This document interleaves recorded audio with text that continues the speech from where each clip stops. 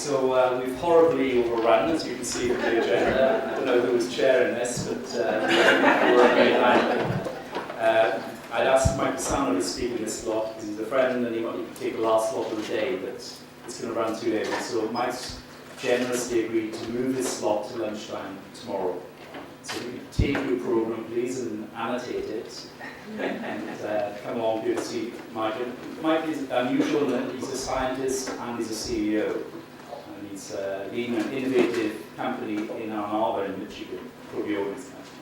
So I think you have a lot of things to say about how tissue is used and what the applications are. So I think it'll be a good talk.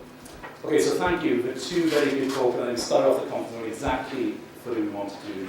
The discussion and questions and the perspectives have been very, very good. And luckily I don't have to try and draw this together to closing remarks right now, but I think we've got a host of good speakers tomorrow. Amanda Woodruff, who heads up our scientific development, will chair tomorrow. I'll be here as well all day. And towards the end of the day, we'll try and pull it together with some sort of closing view of what we think or what we think we need to do going forward. But thank you for your participations. It's been very good. Thank you. A fairly packed session today. We've got 9 presentations today, so I hope you've all got your thinking caps on and can come up with some good questions. Just to follow up from yesterday, I think we had 2 really good speakers yesterday, and we really learned about the why and the how of human tissue research. So the importance of the human-based approach and the importance of both biospecimen quality and quantity. We heard how biospecimens are the centre of our universe, and I hope everyone's gone away and reflected on that and agrees with that sentiment. And while we were thinking of planets kind of going around the sun and all these bits and pieces sort of revolving around biospecimens, it sort of made me think of this idea of creating a virtual circle, so promoting the use and therefore the continued need of high-quality biospecimens to support research.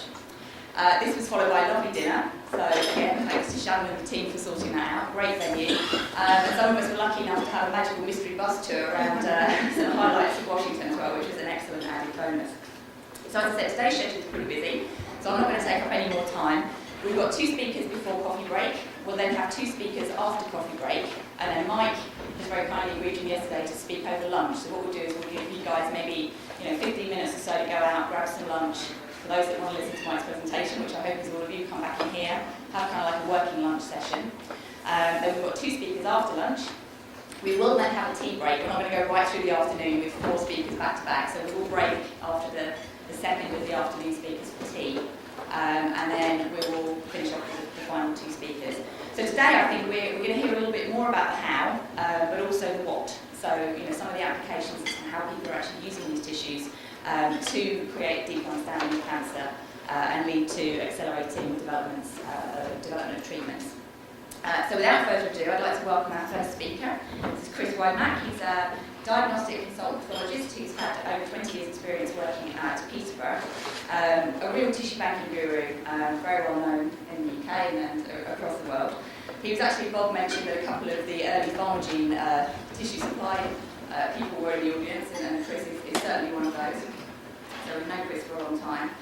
He's currently working in the oncology R&D group at AstraZeneca. He's a pathologist and is still very active in biobanking, both within AstraZeneca and also at the Manchester Cancer Centre Biobank.